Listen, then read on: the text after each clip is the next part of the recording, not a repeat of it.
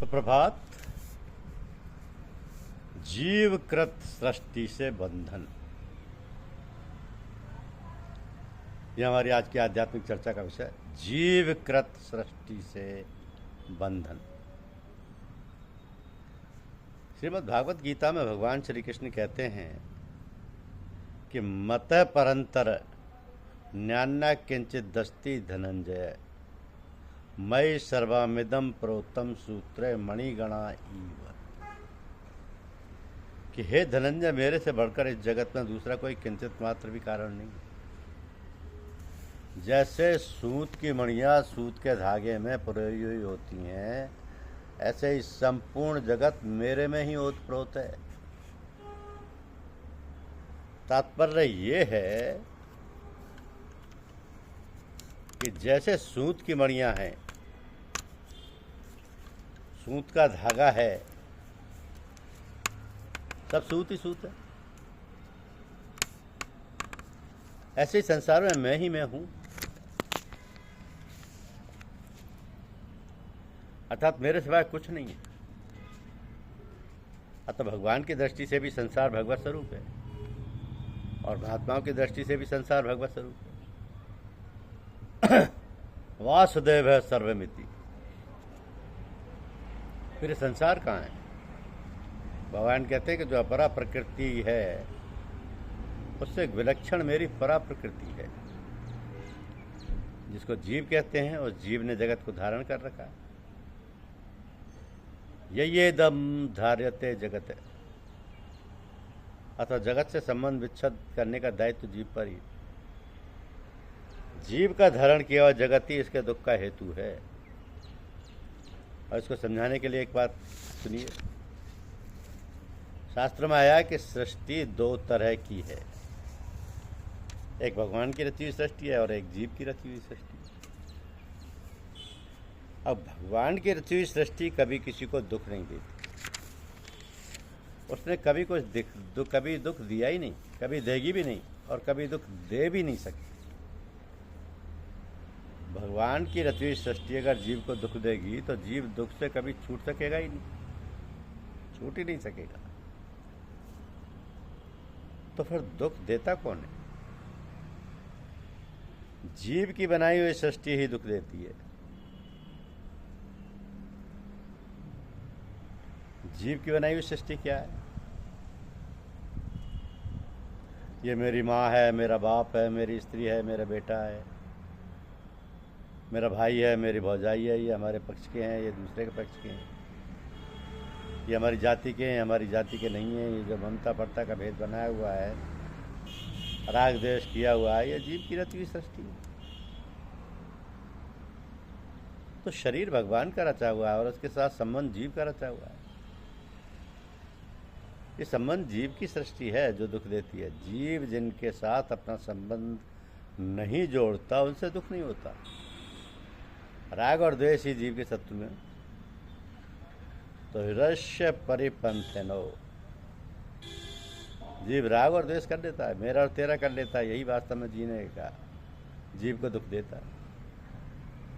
तो ये मेरा और ये तेरा, ठीक और बेठीक, अनुकूल और प्रतिकूल, ये हमारे हैं, ये तुम्हारे, ये दशा जीव ने धारण की है और इसी से इसको दुख पाना पड़ता है।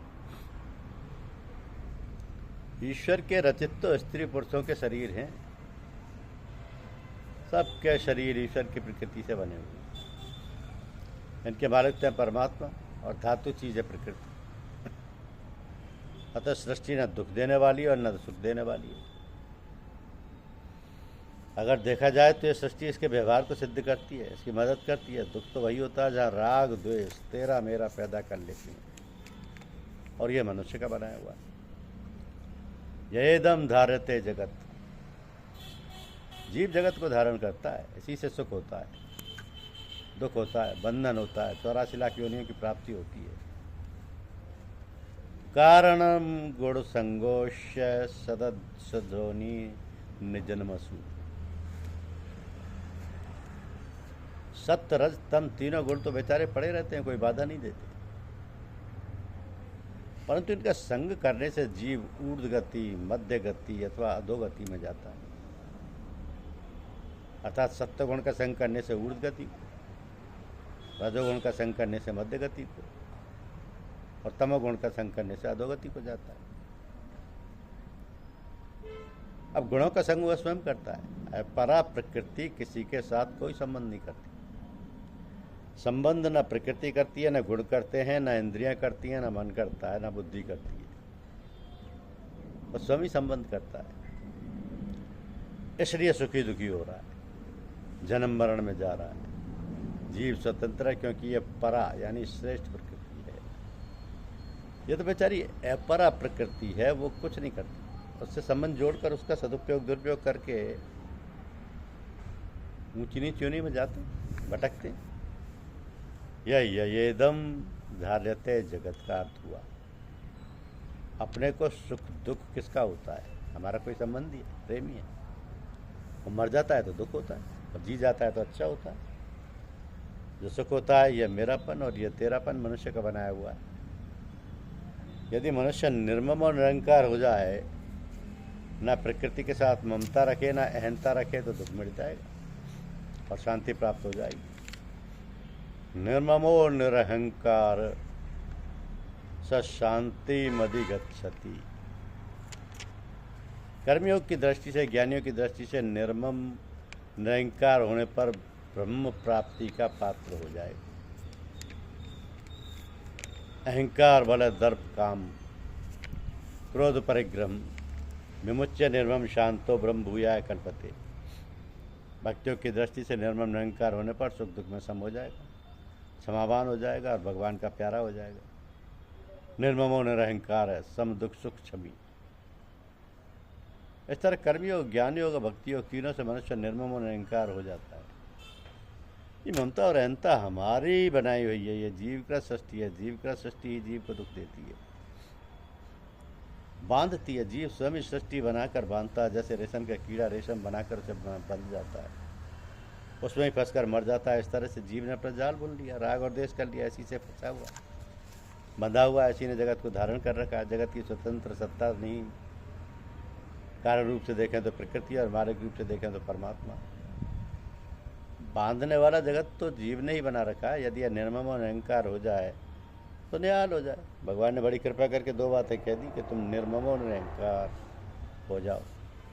केवल अपनी बनाई हुई अहंता ममता को मिटा लो तो ज्ञान हो जाएगा, पूर्णता हो जाएगी। यह अहंता ममता आपकी बनाई हुई है। पहले जन्म में उस जगह ममता थी, इस जन्म में और जगह ममता है। इस शरीर में रहते हुए आप मकान बदल देते हो, संबंध बदल देते हो, दुकान बदल देते हो, अपना बना लेते हो और फंस जाते हो।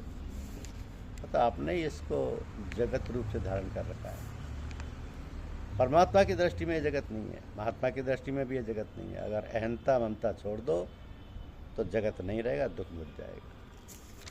धन्यवाद। यूट्यूब चैनल को लाइक और सब्सक्राइब अवश्य कीजिए। शुक्रिया।